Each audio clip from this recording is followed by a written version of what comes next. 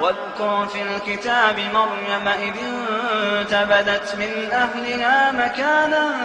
شرقيا فاتخذت من دونهم حجابا فأرسلنا إليها روحنا فتمثل لها بشرا سويا قالت إني أعوذ بالرحمن منك إن كنت تقيا قال إنما أنا رسول ربك لأهب لك غلاما زكيا قالت أنى يكون لي غلام ولم يمسسني بشر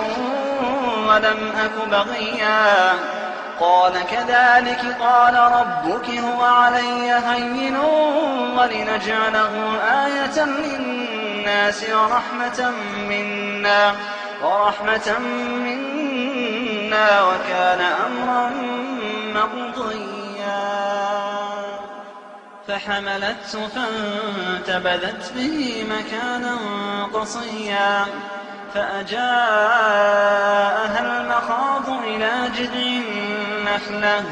قالت يا ليتني مت قبل هذا وكنت نسيا منسيا قالت يا ليتني مت قبل هذا وكنت نسيا منسيا فناداها من تحتها ألا تحزني قد جعل ربك تحتك سريا وهزي إليك بجذع النخلة تساقط عليك رطبا جنيا فكلي واشربي وقري عينا فإما ترين من البشر أحدا فقولي إني نذرت للرحمن صوما فلن أكلم اليوم إنسيا فأتت به قومها تحمله قالوا يا مريم لقد جئت شيئا فريا يا أخت هارون ما كان أبوك امرأ سوء وما كانت أمك بغيا فأشارت إليه قالوا كيف نكلم من كان في المهد صبيا قال إني عبد الله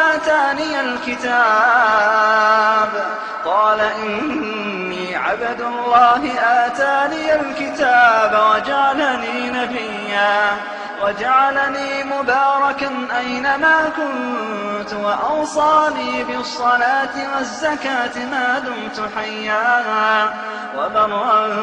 بوالدتي ولم يجعلني جبارا شقيا والسلام علي يوم ولدت ويوم أموت ويوم أبعث حيا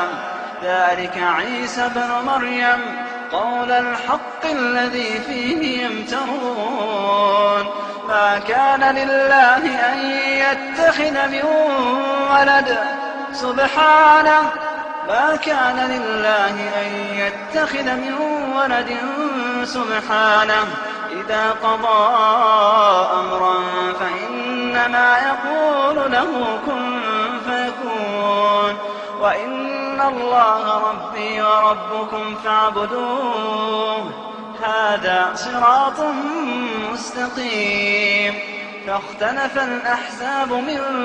بينهم فويل للذين كفروا من مشهد يوم عظيم أسمع بهم وأبصر يوم يأتوننا لكن الظالمون اليوم في ضلال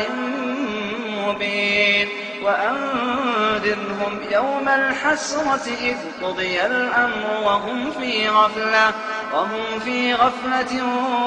وهم لا يؤمنون إنا نحن نرث الأرض ومن